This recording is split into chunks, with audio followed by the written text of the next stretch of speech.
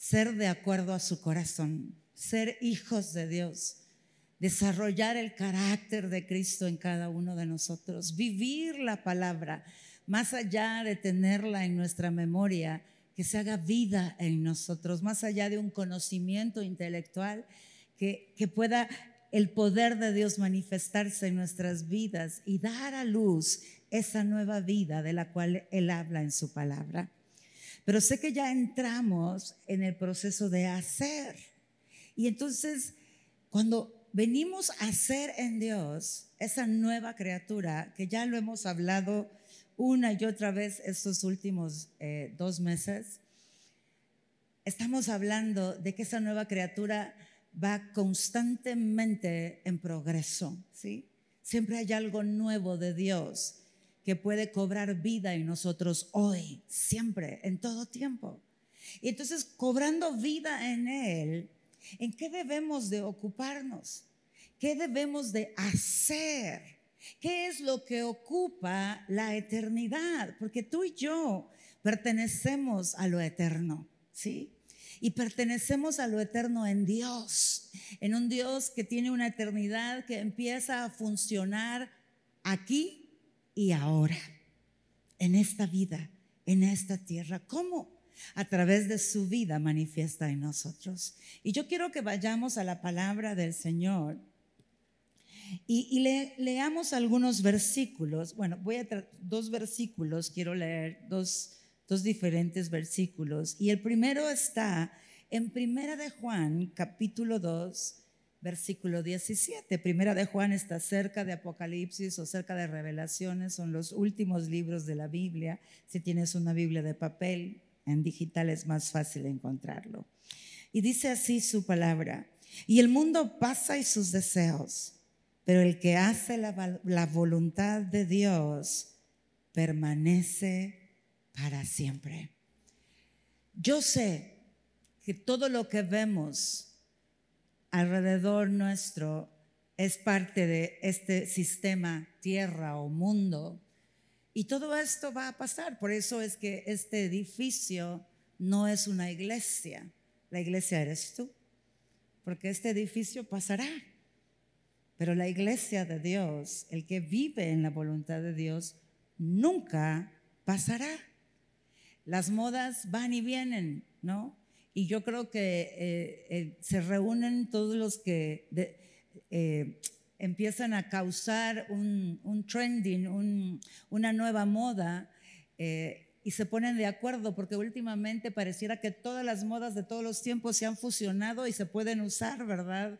Diferentes tipos de estilos que antes era como, solo esto está de moda, y ahora pues como que han abierto la puerta para que consumamos más, ¿verdad? Y compremos más. Pero al final pasa, o la tela se envejece, o se rompe el material, y dejamos, o subimos de peso, o bajamos de peso, pero pasa. La juventud pasa, ¿no es cierto? Créamelo a mí, que ya este año cumplo 55, ¿no? Y por más que uno diga, o la gente te diga, ay, el tiempo no pasa por ti, y uno ve la foto de 18 años y dice, ay, claro que sí, pasa el tiempo por mí, ¿no? Y te das cuenta, veo las de 30 y dices, no manches, o sea, sí ha pasado el tiempo, pasa. Por lo tanto, yo no puedo sostenerme de forma firme en algo que va a dejar de ser. Y Dios dice, ¿en qué debes de ocuparte? Como mi hijo, como mi hija. Ocúpate en hacer mi voluntad. Pero ¿cómo voy a saber cuál es su voluntad de forma específica en mi vida si la vida del ser humano es compleja? Tiene muchas esferas en las cuales tú y yo nos movemos. Está la esfera familiar, que comprende de tus padres hacia atrás si los abuelos están vivos, si hacia el horizontal, si los hermanos de tus padres están vivos, hay tíos, hay primos, hay hermanos, si eres más de un hijo. Y luego vienen, en mi caso ya tengo hijos, ya tengo nieta, ¿verdad? Ya soy abuela. y va creciendo el círculo familiar y las relaciones son diferentes de acuerdo a la estrechez o al vínculo formado con la familia extendida o el núcleo familiar, o quizás apenas estás empezando un nuevo hogar, un matrimonio, ¿no? Que recién casados y empiezas a convivir 24/7 con esa persona con la que escogiste casarte. A lo cierto, cada una de estas relaciones tiene un reto. ¿Cuál es la voluntad de Dios para la suegra o para el suegro? ¿Verdad? Y es un gran signo de interrogación cuando nuestras emociones quieren dirigir nuestra vida y no Dios. Porque Dios tiene una voluntad que está basada en su amor y en su verdad. Pero ¿es esa verdad mi verdad? ¿Me hago sensible a la verdad de Dios? Llegó un momento en la vida de mamá con mis hijos que la voluntad de Dios es que yo les diera a ellos más responsabilidad. Pero en mi cultura, en El Salvador, ustedes de alguna manera se pueden desprender de sus hijos a los 18 años en México cuando se van a estudiar fuera del estado, ¿no? El estudio universitario los obliga a soltar a temprana edad, y yo me doy cuenta con Tony, sobre todo porque tiene 2 hijos, justo uno acaba de cumplir 19, el otro tiene 17, pero cuando cumplió 18, Tony le dice, ya eres un adulto, y yo, ¿cómo? ¿Verdad? Es un chamaquillo, ¿verdad? En El Salvador decimos chorreado, no sé si eso tiene sentido acá, ¿verdad? Pero de los que comen y se les derrama la comida, ¿verdad? Y andan así, está chiquito, o sea, apenas va a aprender a cambiarse los pañales, ¿verdad? O sea, tiene 18 añitos, o sea, no sabe qué hacer de la vida. Y para él, o sea, con una claridad, eres un adulto, eres un hombre, ya. Y yo, ¿verdad? Y para mí, mis hijos a los 18 estaban en pañales. O sea, no pueden salir de casa. Él ya está viendo irse a estudiar a México o fuera del país y andan en esas vueltas, ¿no? Para la universidad. Mi hija, una de mis hijas, se fue a estudiar fuera, pero ya tenía 21 años cuando se fue, ¿no? Ahí ya como que medio me entra lo adulto, ¿sí? Pero ¿qué pasa si no se han casado? Si no se han casado, están bajo mi cuidado, bajo mi responsabilidad, bajo mi techo y manutención, aunque trabajen, aunque ganen su dinero. Yo soy la responsable. Esa es la cultura de nuestro país. Entonces llega un momento que cumplieron 23, 24, 25, ¿verdad? Y ya ganando y yo dándoles todo, ¿no? Y Dios me dice, ya no, que se compren su ropa. Y yo, voy a ser mala mamá, ¿verdad? Y te da esa emoción, ¿no? Porque la cultura nos define. Pero, ¿qué cultura voy a adoptar? ¿La del cielo? ¿O seguiré adoptando solamente la cultura de la tierra? Porque ciertamente Dios me estaba enseñando a que mis hijos maduraran y crecieran en responsabilidad. Luego pasé a decirles, 50% de los gastos de la comida lo van a pagar ustedes y 50% yo. No, eso les dolió más todavía, porque comprarse ropa para ellos como que, bueno, está bien, aceptable, ¿verdad? Pero yo voy a comprar mi comida cuando tú eres mi mamá y la que me debe dar de comer. Y cuando tú ganas mejor que yo, vas a agarrarte mis pocos pesos para que me lo gaste en la comida de la casa. Y luego ya ven cómo son los hermanos, ¿verdad? Que no siempre respetan la comida en el refri, ¿verdad? Aunque le pongas rótulo, ¿verdad? Le pertenece. Mi hija chiquita, la menor, la chiquita de 28 años, le gusta mucho el chocolate y de repente compraba unas barras así gigantescas que traían 50 bloques de chocolate de este tamaño. Los cortaba en pedazo, lo envolvía en papel aluminio y los enumeraba del 1 al 50 para que nadie le robara ni un solo pedacito de sus hermanos, ¿no? Por supuesto que la astucia gana, ¿no? Agarras el número 25 para que no se dé cuenta, tal vez en 10 días se da cuenta y me aguanto el enojo un rato, ¿no? Pero era imposible, aunque los enumerara, que no le robaran chocolate, ¿verdad? O que no se comieran lo que alguien había guardado para más tarde, ¿no? y tienes esos conflictos. Pero yo me daba cuenta cómo yo también necesitaba crecer y madurar para que mis hijos crecieran y maduraran. El vencer esa emoción que me hace sentir mala madre. Recuerdo cuando renuncié a la cocina. Ya todos sabían cocinar, la chiquita ya tenía 18 y la mayor tenía 21 y mi hijo 20. Y dije, ¿saben qué? A partir de hoy no cocino más. Ya todos saben cocinar. No, les dio infarto, ¿verdad? ¿Cómo era posible? Ay, pero mire qué rico. Obviamente lo sostuve en oración para poder permanecer firme. Todos los días que llegaba oraba, Señor, que no me duela no cocinarles, ¿verdad? Que no me duela cocinarme solo para mí, ¿verdad? Y que los deje, ¿verdad? Porque era pesado. O sea, yo trabajaba de sol a sol y todavía tenía que cocinarle a los 3 siendo ya grandes.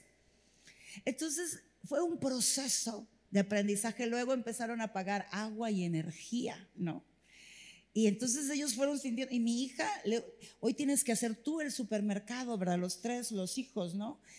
Y mi hija mayor, que fue la que se casó primero, llega y me dice, mami, gracias. Lo que en aquel momento me enojó, me molestó, no sabes cómo me ha ayudado en el matrimonio porque sé hacer compras en el supermercado.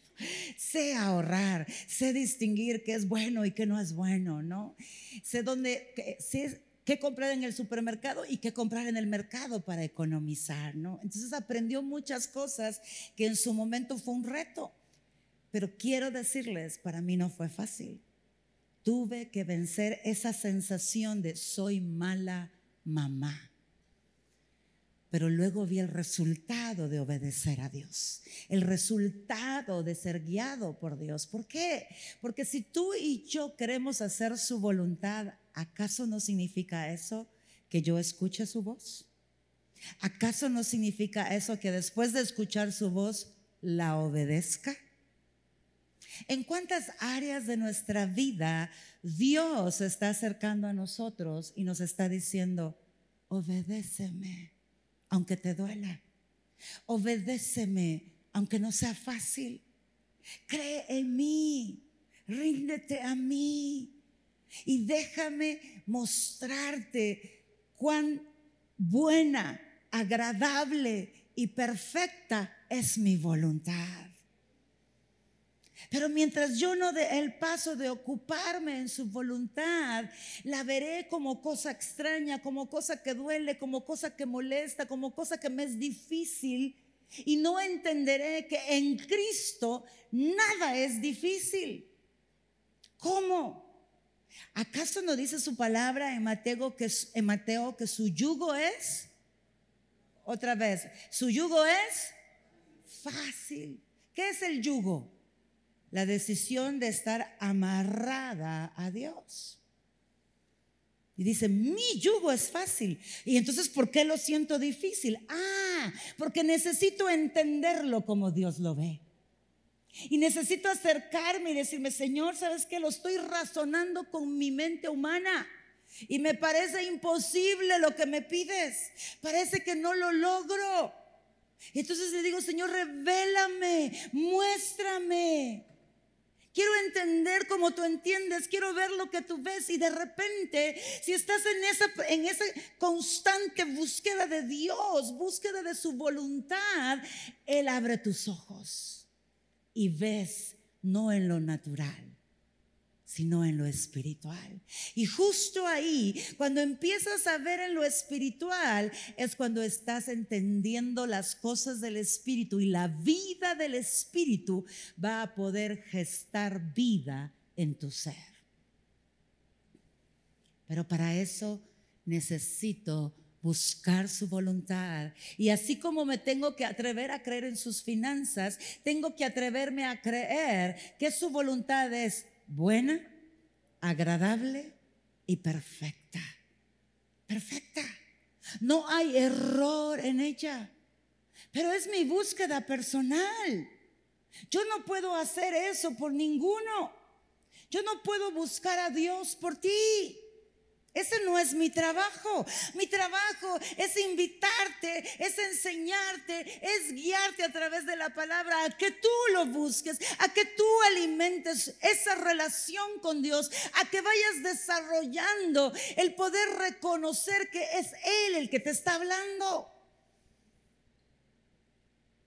Y generalmente, en la mayoría de veces, Dios habla a través de depositar pensamientos en tu mente.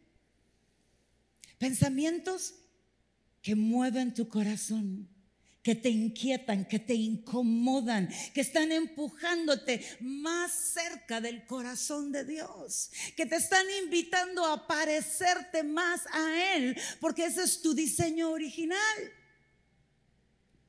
Entonces necesito entender que yo puedo pasar horas invirtiéndolas en este mundo y todo eso dejará de ser. ¿Cuánto tiempo de mi vida invierto en lo eterno? En que lo eterno se haga vida en mí, porque eso va a permanecer. Ellos son los que permanecen, dice la palabra.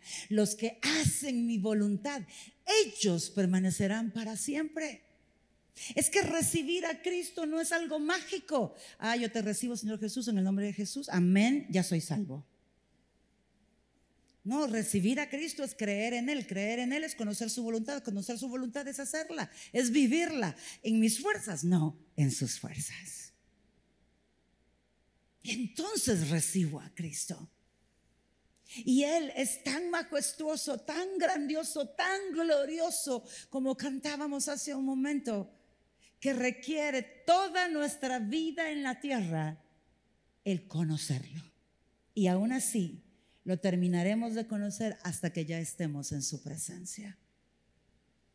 Pero hoy por hoy necesitamos ocupar una porción de nuestro tiempo que vaya intencionada en que Él cobre vida en mí, en que yo pueda ver y entender lo que Él ve y lo que Él piensa, en que pueda sentir lo que Él siente. Y lo decía hoy Ani, porque al mediodía predicó el matrimonio que lidera matrimonios, y Ani lo decía: voy a sentir con el corazón de Dios. Estamos sintiendo con el corazón de Dios. Estamos pensando con la mente de Dios. ¿Acaso no dice la palabra que la mente de Cristo nos pertenece? Es nuestra. Está a nuestra disposición pensar como Él. ¿Qué haces con esos pensamientos que tú y yo ya sabemos que no son de acuerdo a su corazón? Invitas ahí en ese momento a Dios: quiero pensar como tú piensas, desecho este pensamiento porque sé que no viene de ti, y quiero pensar como tú piensas. Quiero ver lo que tú ves en vez de ver lo que yo veo. Estoy intencionado en construir, en edificar mi relación y mi caminar con Dios. Si hemos de ocuparnos de algo, que sea de hacer su voluntad, y valga la redundancia, lo voy a repetir: si hemos de ocuparnos de algo, que sea de hacer su voluntad de acuerdo a su voluntad. No sé si me doy a entender. No de acuerdo a lo que yo creo, sino de acuerdo a lo que Él nos enseña. Y para eso tenemos que estar dispuestos a renunciar a nuestra manera de pensar y aceptar los pensamientos de Dios para mí, y que esos pensamientos empiecen a gobernar mi ser interior. Y si no, vayamos juntos a lo que está escrito en 2 de Corintios capítulo 4 versículo 16 al 18. Y dice: por tanto, no desmayamos, aunque nuestro hombre exterior, nuestra humanidad exterior se va desgastando. El interior, no obstante, se renueva día a día. Vamos a hacer pausa en el 16. Fíjate, no lo quites de la pantalla, por favor, gracias. Dios dice, no te des por vencido. No te des por vencido. ¿En qué te estás cansando? ¿Qué dices? Es que ya estoy agotado. Ya estoy harto. Ya no puedo más. Y Dios dice, no desmayes. Yo sé que en tu humanidad ves un desgaste y no me voy a enfocar en el que hablé hace un momento cuando hablé de la juventud, ¿verdad? De las patitas de araña que ya tengo por aquí, ¿verdad? Y que van creciendo más. Me voy a enfocar en ese cansancio del alma, donde dices, ya no tengo fuerzas. Sí, humanamente nos cansamos. Si no nos cansáramos, estuviera escrito en la Biblia, yo soy el que da nuevas fuerzas al cansado. Dios sabe que nos vamos a cansar, pero te anima y te dice, no desmayes, no te des por vencido, sigue buscándome, yo voy a renovar tus fuerzas, yo voy a abrir tus ojos, yo voy a abrir tu entendimiento, yo te voy a dar nueva vida, yo voy a resucitar lo que había muerto, yo soy el Dios de lo imposible, cree en mí, porque al que cree todo le es posible. Y Él empieza a susurrarte, pero de mí depende si oigo la voz de Dios o la del enemigo. No, date por vencido. Ya llevas 20 años tratando de cambiar y mírate, igualito. Y tú, amén, gloria a Dios, diablito. ¿Me explico? Porque ¿sabes qué? Vivimos en una sociedad donde se nos criticó con facilidad, donde se nos humilló con facilidad, donde se nos dijo que no servíamos, que no teníamos esperanza, que no había un futuro para nosotros, donde se nos trató de tontos para arriba. Y es fácil creer lo que el enemigo dice de nosotros, porque suena similar a lo que hemos escuchado quizá desde nuestra niñez. Y entonces es fácil decir, no sirvo, no valgo. Yo perdí la cuenta de las veces que le dije a Dios, ya date por vencido conmigo. O sea, es por demás, no entiendo. O sea, por más que me partas la cabeza, no entiendo. Me sentía torpe, me sentía tonta, me sentía ignorante. Y sentía que no avanzaba. Y nunca recibí una palabra de ánimo y de aliento mientras yo crecía. Una palabra de afirmación. Entonces, cuando Dios me daba ánimo, decía, yo solita me estoy dando, no sé cómo se dice acá, que uno solo se autoengaña. ¿Bola? Coco wash. Yo solita me estoy dando coco wash, ¿verdad? Solita. Mire, me acordé de no decir lo que se dice en mi país, porque aquí es bien feo lo que se dice en mi país. Y me detuve a tiempo. Y uno solito se está como dando el engaño como para animarse, y de seguro no eres tú, porque no me lo podía creer que Dios me viera así en medio de mis batallas, de mis luchas. Pero Dios te está diciendo, no desmayes.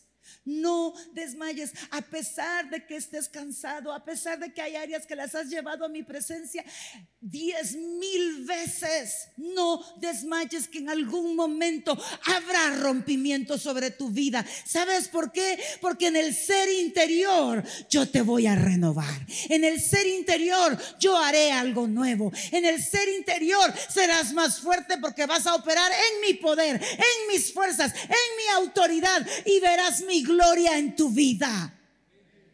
Eso es lo que está diciendo el versículo. Me está diciendo, sin embargo, nuestro hombre interior se renueva día a día. ¿Qué significa? Que día a día debo de llevar mi alma a la presencia de Dios, lo que me acongoja a la presencia de Dios, lo que me debilita a la presencia de Dios, sea pensamiento, sea emoción, sea lo que sea.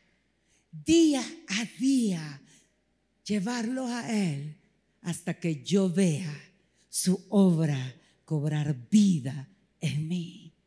Y de repente te levantarás un día y dirás, oh, ya no está mi cojera, Ya no está mi debilidad. Yo me he pellizcado cantidad de veces, ¿seré yo, Señor? Y Dios me contesta, no, no eres tú, soy yo. Porque ciertamente no soy yo. Yo sé cómo me comporto sin Dios. Oh, pero con Dios haces lo imposible posible. Y entonces tu corazón crece en gratitud y en amor a aquel que te permite caminar más alto. Yo siempre digo, caminar en el Espíritu no es una actitud, bueno, más bien está lejos de cualquier arrogancia humana. Caminar en el Espíritu te hace sencillo y humilde, porque caminar en el Espíritu significa que has visto quién eres en realidad y se lo has rendido a Dios, porque no hay nada bueno en ti a menos que venga de Dios. Eso es caminar en el Espíritu. Entonces, si alguien se siente espiritual, lo que está tratando de decir es: soy tan malo que no puedo vivir sin Dios. Eso es ser espiritual. Soy tan malo que dependo de Dios en todas las áreas de mi vida. Soy tan pecadora que sin Él no podría vivir de acuerdo a su corazón. Es reconocer nuestra incapacidad humana para reconocer toda la capacidad de Dios. Pero ¿sabes qué? No solo es capaz, Él quiere ayudarte, Él quiere sostenerte, Él quiere levantarte, Él quiere darte vida. Pero es tiempo de creer que es posible en ti, en mí. Amén. Y sigue diciendo en el versículo 17 de 2 de Corintios 4, pues esta aflicción leve, o dice la otra versión, esta leve tribulación momentánea, y no me lo quites por favor, leve tribulación, leve dices tú, ¿de dónde? Si esto duele más de lo que te imaginas. Y luego momentánea, ya llevo 10 años esperando y tú te atreves a decir momentánea. Porque no es cierto que hay situaciones que han durado más de una década quizá, o que ya llevas meses, años clamando y pareciera no haber respuesta. Pero entonces, ¿por qué dice leve y momentánea? Porque Dios dice, ¿sabes qué? Cuando tú entras al reino de los cielos, te das cuenta que no hay tiempo. No hay tiempo. Es la eternidad. No hay tiempo cronos, el que se mide con el reloj, esas 24 horas del día. Entonces dice la palabra que un día son como 1000 años para nosotros y 1000 años como un día para Dios. Entonces, ¿quién de nosotros va a vivir 1000 años? Ya ninguno, ¿verdad? No nos tocó esa época. Yo creo que gracias a Dios, porque cada vez nos hemos hecho más venidosos. Y si de 100 vamos a estar bien arrugaditos, ahora imagínate de 1000, ¿verdad? Seríamos bien pasita, ¿no? Ahora, vamos a vivir 80, 90, 100 años. Si Dios nos da salud y podemos vivir la vida con energía dentro de la edad, hasta 110. Yo sé de gente que ha vivido hasta 106 años, 108 años. O sea, yo no quiero acortarte tu fe a cuántos años quieres vivir, pero hay una realidad en la palabra, que Dios acortó los tiempos de nuestra vida. Entonces, si Dios responde dentro de 100 años de tu vida, ha respondido el mismo día, ¿sí o no? ¿O no? Porque 1000 años son un día en el cielo. Entonces, en el 10%, en 2 horas punto 4 para el cielo, Dios ya respondió. Si se tardara 100 años, su respuesta en la tierra, si se tardara 100 años, serían 2 horas punto 40 minutos en el cielo. Una película larga del cine. Pero ahí estamos viendo el Capitán América 3 horas, ¿verdad? Y ni sentimos. Ay Dios, pero no se vaya a tardar Dios un minuto. ¿Cuánto sería eso en nuestro tiempo humano? ¿Qué quiero decirte? quiero decirte que Dios nunca responde tarde. Es como valoramos el tiempo que nos hace sentir que no es momentáneo, que es largo. Y yo he tenido esas esperas humanas largas, ¿sí? Que no son momentáneas a mi parecer. ¿Y sabes qué ha sucedido cuando Dios responde? Siento que respondió a una velocidad más rápida de lo que imaginé, porque todo cae en su lugar. Las cosas que no entendía hoy las entiendo. Porque no pudo responder antes, lo entiendo. Porque tenía que esperar un proceso en mi vida para poder llevarme a la respuesta que yo estaba buscando. Todo hace sentido y entonces me doy cuenta y compruebo cuán buena, agradable y perfecta es su voluntad. Entonces hoy en día, en vez de estar contando los minutos para la respuesta que espero, prefiero preguntarle a Dios: ¿qué quieres de mí mientras espero? ¿Qué me estás dando mientras espero? ¿Qué estás operando en mi ser mientras espero? Porque hay riquezas de Dios en la espera que van a sumar a tu vida más de su gloria. Amén. Y el versículo sigue diciendo: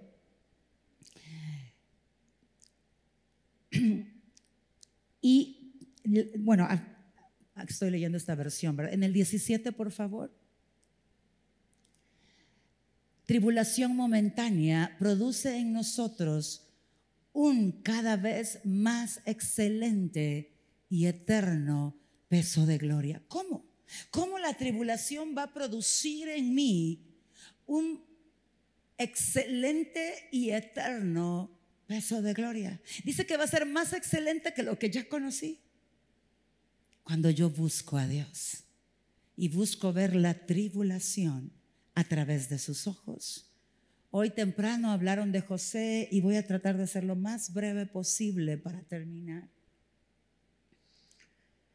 José fue vendido por sus hermanos, por la envidia que le tenían, por el amor que su padre decidió tenerle y lo decidió que iba a ser su favorito, ¿no? Eso no es bueno. Si usted es papá y sus hijos viven en casa, no tenga favoritos si tiene más de un hijo, porque si tiene solo uno, pues ni modo, ¿verdad? Eso es lo único que tiene. Porque el que compare a sus hijos o comparar a cualquiera es un daño que quiebra el corazón.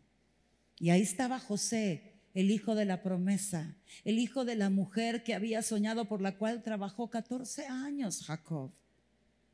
Pero no solo eso, ella muere dando a luz a José. Y entonces José se vuelve la luz de la vida de Jacob o de Israel. Y decide distinguirlo en medio de sus hermanos, dándole una túnica de colores. Y no podía darse cuenta el padre de la envidia, del celo y del resentimiento que estaba provocando en sus 11 hermanos.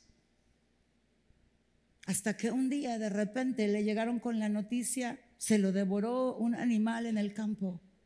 Pero la verdad era que lo habían metido en una cisterna, porque uno de ellos tuvo misericordia y dijo: no lo matemos, mejor vendámoslo como esclavo. Decía Ani hoy temprano: mis hermanos lo más que hicieron fue comerse mi paleta, quebrarme algo, ¿verdad? Hasta ahí llegaba la envidia, porque ella era la favorita de papá. Yo no fui favorita de nadie, entonces no puedo compararlo. Y entonces ella daba su ejemplo. Pero jamás me imagino, decía, lo que José vivió al ver a sus 11 hermanos tomar una decisión tan cruel. Por algo que él no había elegido. José no eligió ser el favorito de papá. No hay nada que José hubiese podido hacer para cambiar la mente de Jacob, posiblemente. ¿Te imaginas que te digan tus hermanos: te llevo a África, pero no te digan a qué país de África, y te van a ir a vender a una mina que sacan diamantes como esclavo, y le van a pagar con diamantes a tu hermano o a tu hermana a cambio de ti? Es algo que desgarra el alma. Creo que no logramos ni contemplar la dimensión del dolor. Llega a Egipto, lo venden como esclavo de Potifar. ¿Y qué observas en José? Observas a un joven que había hecho del Dios de su papá su Dios personal. Porque en vez de amargarse, en vez de decir no sirvo para nada, si ni valgo para mi familia, si ni valgo para mis hermanos, si son capaces de venderme como una mercancía barata, ¿qué valor tendré? No, él dijo: yo soy hijo de Dios y yo valgo lo que Dios dice que valgo, porque Cristo no había muerto en la cruz. No teníamos ni el ejemplo de Jesucristo, que es el que tú y yo tenemos ahora. Él tenía que confiar en los relatos que se daban de generación a generación. Moisés no había nacido, no se habían escrito nada de la palabra. Eran relatos de generación a generación, pero él decidió conocer de forma personal al Dios de su papá, al Dios de su abuelo, al Dios de su bisabuelo. Y lo hizo su Dios. Y en medio, él tenía todo para no tener identidad propia. ¿Pero qué hizo? Brilló en la casa de Potifar. Y con los años llegó a ser el que tenía todo bajo su poder. Potifar se dedicaba a comer y a pasarla bien, y José administraba todo el estado de Potifar. ¿Y sabes qué pasó? A la mujer de Potifar le gustó. Vaya cosa, como digo yo. Y cuando él le dijo que no, que se desnuda la mujer y empieza a gritar: auxilio, auxilio. Ese ya le agregué yo porque no sé lo que gritó. Pero dijo: este hombre me quiso abusar. Y nadie creyó en José. Y tenía un testimonio intachable. Su vida era un ejemplo. Y aún así la palabra de ella tuvo mayor poder, simplemente porque él era un esclavo y ella era la esposa de Potifar. Y el Hijo de Dios, y es donde tú dices, como ser humano, Satanás puede abrir una puerta y llevarte a decir: ¿dónde estaba Dios? ¿Acaso no estaba aquí para cuidarme? ¿Acaso no le bastó con que mis hermanos me vendieran, que ahora permite esto sobre mí? Pero Dios había visto algo más. Esa leve tribulación momentánea llevaba 8 años en eso. José llegó de 17. ¿Y sabes cuántos años? De 18 años. ¿Sabes cuántos años pasó? 13 años. Pero de ahí pasó a la cárcel. Pasó 3 años en la cárcel y el resto de esclavo. Y se va preso por un hombre que buscaba violar a una mujer. Hasta el día de hoy, tener esa viñeta en cualquier persona es una viñeta que te roba toda la valía humana, ¿sí o no? ¿O cómo ven a un violador? Como de lo peor, ¿no es cierto? Y eso es lo que se puso en la frente de José, cuando lo único que buscó fue hacer ¿qué? La voluntad de Dios. Se ocupó en hacer la voluntad de Dios. ¿Y cómo le paga a Dios? Lo manda preso. ¿Y sabes qué pasó? Dios sabía una cosa: en la cárcel iban a llegar 2 personas presas que trabajaban directamente con Faraón: el copero y el panadero. ¿Y sabes qué hacía José en la cárcel? Hablaba de Dios. Porque aunque él estaba quizá cansado, su ser interior cobraba vida cada día en Dios. Y esa leve tribulación lo obligó a buscar a Dios, o si quieres llamarle esa gran tribulación, que eso es para nosotros, lo obligó a buscar a Dios de tal manera que encontró un mayor y excelente peso de gloria para su vida. Y en la cárcel ministraba a Dios, hablaba de Dios, compartía de Dios.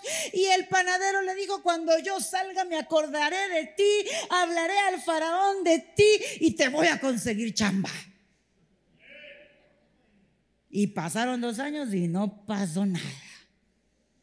Y llega el copero igualito. Yo te consigo chamba porque trabajo con el faraón. Y se le olvidó también. Pero un día hubo un sueño. Y Faraón llamó a todos sus magos para que le interpretaran el sueño y nadie podía. Y el copero se acordó. En la cárcel conocí a uno que interpretaba sueños. Le voy a decir a Faraón. ¿Por qué? Porque se acordó de José. No, para quedar bien con Faraón. Pero ¿sabes qué? No importa, porque Dios estaba en control. No importó la motivación del copero, lo que importaba es lo que Dios había visto y dijo: en la casa de Potifar nunca va a conocer a Faraón. Entonces esta mujercita que yo ya veo que es medio cascabelita, ¿verdad?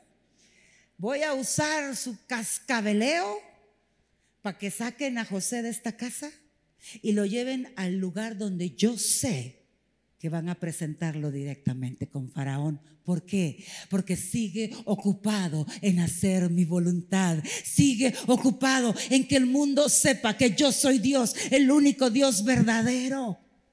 Sigue ministrándome a mí y entonces yo me aseguraré de provocar circunstancias que lleven a mi hijo al lugar donde yo lo voy a plantar. Y la razón por la cual permití que sus hermanos lo vendieran a esclavo de Egipto.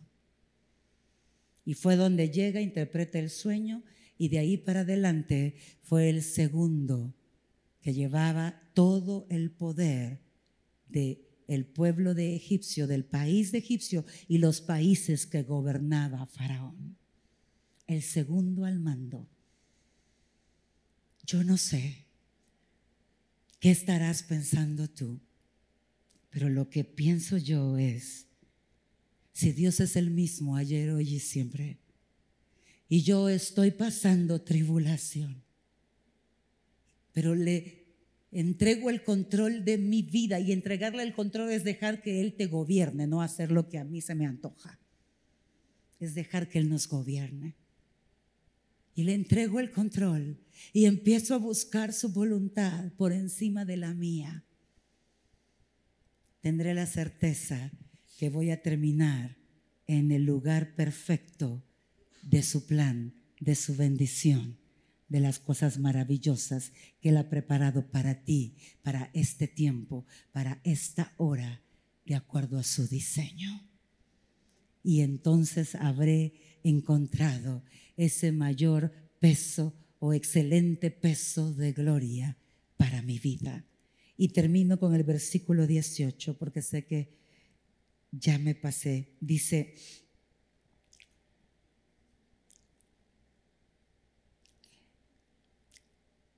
eterno peso de gloria, no mirando nosotros las cosas que se ven, sino las que no se ven. Pues las cosas que se ven son temporales, pero las que no se ven son eternas. ¿Qué dice Dios? ¿Que tú y yo podemos ver lo invisible? ¿Eso dice Dios o no? Lo espiritual es invisible y Dios dice: puedes verlo. Hoy Luis, el esposo de Annie, dice que tuvo un sueño. Dice: fue un sueño, no me pasó. Dice. Y le digo a Tony: a mí sí me pasó. Él soñó vio un ángel en el sueño que llegaba a una oficina celestial. No, yo vi al ángel en mi casa. No sabía que había llegado, pensaba yo que un cofre de dinero me llevaba porque de eso estaba necesitada. Ya me miraba yo abriendo el cofre con oro adentro, ¿verdad? Con lingotes de oro. Y lo que llevaba era el anuncio, que me enteré 15 días después, es que yo había quedado encinta de mi última hija y lo que menos quería era ser mamá de nuevo en ese momento. Quería que pasaran 4 años más, 4 años, 4 meses más, porque mi hijo tenía 8 meses apenas. Y dije: mi última hija la voy a tener 5 años después. Y para que no me infartara, ese ángel llegó a bendecir mi vientre y luego Dios me lo explicó. Y fue un poco chistoso porque yo estaba adorando al Señor, estaba sola en casa eran ya las 2 de la mañana, y estaba adorando a Dios cuando de repente, justo como de esta distancia a la pared de al fondo, que era el jardín, suspendido en el aire, veo una figura, una silueta transparente de luz. Y yo me quedé así como, quizás porque ya estoy viendo visiones, porque estoy desvelada, ¿no? Y me paré, la puerta era de cristal, y empecé a caminar hacia la puerta. ¿Y qué creen que pasó? Me di contra la puerta porque yo iba embrutecida de lo que estaba viendo, ¿verdad? Y yo no me lo podía creer que estaba viendo a ese ángel. Y cuando me golpeo en la puerta y me doy un buen golpe, ¿sabe qué hizo el ángel? Sonrió. Sonrió y se fue. Y yo dije, bueno, ¿y este vino a burlarse de mí o qué? Y no entendí nada. Estaba sorprendida, no podía creer, no se lo podía decir a nadie porque iban a decir que estaba loca, que a saber que había fumado esa noche, ¿verdad? Más que no habían testigos. Y empecé a orar y le hice una pregunta a alguien y le digo, mira, cuando uno ve a un ser espiritual, uno tiene que hacer la pregunta que se dice en Juan de decir, ¿vienes del diablo o vienes de Dios? Y si vienes de Dios, reconoce a Cristo como tu Señor y Salvador, ¿verdad? O sea, reconoces a Jesucristo. Tengo que hacer ese cuestionamiento, le pregunté. Y la persona me dijo, pues mira, María no le preguntó nada al ángel cuando le dijo que estaba encinta. Y yo dije, ok, es cierto, ¿verdad? A los 15 días me hago el examen y estoy encinta. Y le digo, Dios, ¿de qué se trataba la visita? ¿A qué vino? No entiendo. A decirte que ese bebé en tu vientre está ahí porque es el tiempo en que debe de nacer. Y viene bendecido. Y viene para servirme a mí y es mi perfecta voluntad. Y yo te daré las fuerzas para criar a 2 bebés al mismo tiempo. Tenía la otra de 2 años, tenía el de 8 meses y la que estaba en la panza. Y nació de 7 meses, o sea, todavía le restó 2 meses de verdad de incubación. Por 1 año es la hija que me ha hecho abuela. Por 1 año mi hija no molestó. Era como que Dios la tenía en pausa. Y solo cuando le daba hambre me hacía un medio ruidito y ya le daba de comer. Tenía un su columpio de esos que son como con electricidad o de cuerda. Y yo la ponía ahí pasaba mientras yo jugaba con Pipo, mientras yo cuidaba al que se daba cuenta y necesitaba atención. Y a ella la cargaba por ratitos. Obvio que fue prematura y los primeros 3 meses la tuve adentro de mi blusa para que el calor del cuerpo le diera a ella deseos de vivir y el latido de mi corazón. Pero fue una bebé que no demandó nada por 1 año. Al año Dios le quitó la pausa y decía, Dios, Señor, ¿por qué me hubieras dado más tiempo de pausa? Porque Dios mío, imitaba en todo a su hermano. Entonces todo lo que hacían los niños varones, ella lo hacía también, ¿no? Era tremenda, con una energía increíble. Pero ¿a qué voy, iglesia? Yo vi un ángel una vez en mi vida para que yo tuviera testimonio de que Dios estaba en control de mi vida y que estaba viviendo su voluntad. Lo invisible es visible si tú quieres verlo. Él quiere que busques lo invisible.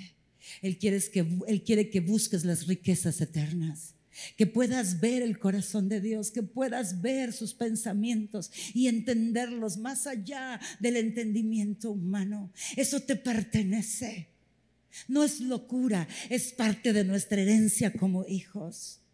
Yo quiero invitarte a que busques ver lo espiritual. Nunca más con mis ojos físicos he vuelto a ver lo espiritual, pero con mis ojos espirituales he seguido viendo el reino de los cielos. Y mi vida ha ido siendo transformada un día a la vez. Y como lo dije hace unos domingos atrás, no soy la misma de hace 30 años, de hace 20, de hace 15, de hace 10, ni de hace 5 años. No soy la misma de hace un año. No soy la misma. Pero en 5 años no quiero ser la misma de hoy. Y en 10, y en 15, y en 20. Porque hay mucha más gloria que está ahí para nosotros. Y yo la quiero. Y te invito a que tú la quieras también.